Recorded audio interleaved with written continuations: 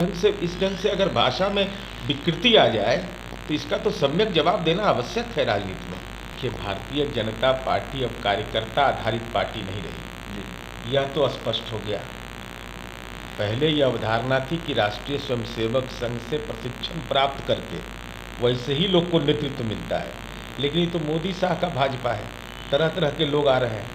और कर्नाटक चुनाव परिणाम आने के बाद लगातार मैं देख रहा हूं कि भारतीय जनता पार्टी के छत्रप जो हैं वो राष्ट्रीय नेतृत्व को आंख दिखा रहे हैं। मोदी जी के नेतृत्व में चुनाव होता है, ये परिपाटी रही है।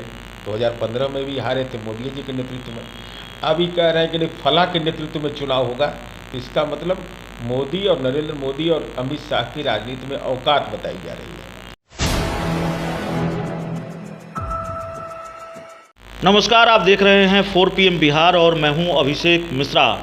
देखिए, जेडीयू ने मुश्किलें बढ़ा दी है भारतीय जनता पार्टी के प्रदेश अध्यक्ष सम्राट चौधरी की। मानहानि का केस हो गया है। जेडीयू की तरफ से, जेडीयू के राष्ट्रीय अध्यक्ष ललन सिंह की तरफ से मुंगेर में मटन और पुलाव का महाभोज आयोजित किया गया था महागठबंधन के कार्यकर्ताओं के सम्मान में।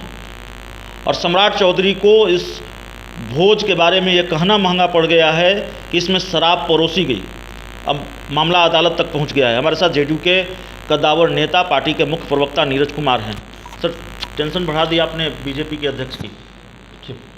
पगड़ी में अब न्यायपालिका को सम्यक जवाब देना होगा पगड़ी को, क्योंकि महत्वपूर्ण विषय यह होता है कि भाषाई विकृति जब हो जाएगी, तथ्य नहीं रहेंगे, तो माननीय सम्राट चौधरी जी कानून के जकड़न में आप फंस गए जी।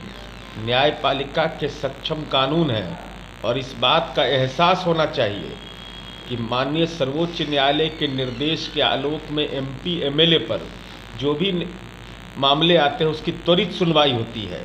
तो अब तो मानहानि का मुकदमा झेलने को तैयार रही है और हमारी पार्टी के जिला अध्यक्ष नचिकेता मंडल ने इस संबंध में सक्षम मुकदमा भी दायर किया है। तो अब एहसास होगा कि भाषाई लंपटई का क्या इलाज होता है।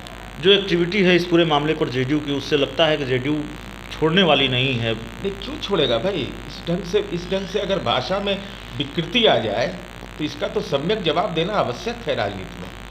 एक सवाल भारतीय जनता पार्टी को लेकर ही दूसरा सवाल है। क्या होता हुआ देख रहे हैं भारतीय जनता पार्टी में? एक बड़े नेता हैं, सांसद हैं राजीव प्रताप रूढ़ी, वो कह रहे हैं हमने सम्राट चौधरी के पिताजी के साथ काम किया, हमने संजय जायसवाल के पिताजी के साथ काम किया।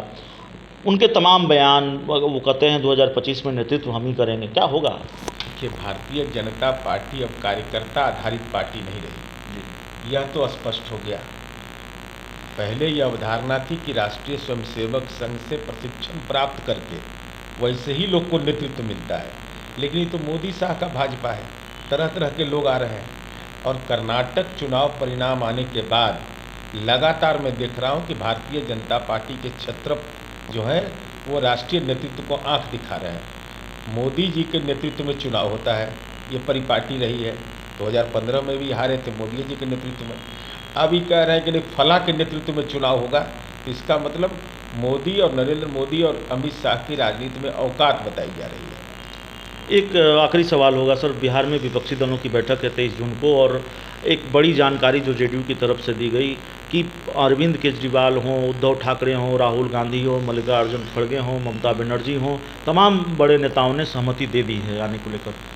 23 जून की यह बैठक इस मायने में महत्वपूर्ण होगी कि कर्नाटक चुनाव परिणाम आने के बाद और देश के अंदर में भारतीय जनता पार्टी का यह दावा कि क्षेत्रीय पार्टियों का वजूद खत्म कर देंगे, कांग्रेस, वामपंथी सहित विभिन्न दल जिनके बीच नीतिगत अंतर्विरोध भी है, उसके बावजूद एक वैचारिक सहमति की बुनियाद पर हम भविष्य की राजनीति की एक महत्वपूर्ण परिप्रेक्ष्य में यह बैठक होगी और बैठक के सकारात्मक नतीजे भी आएंगे।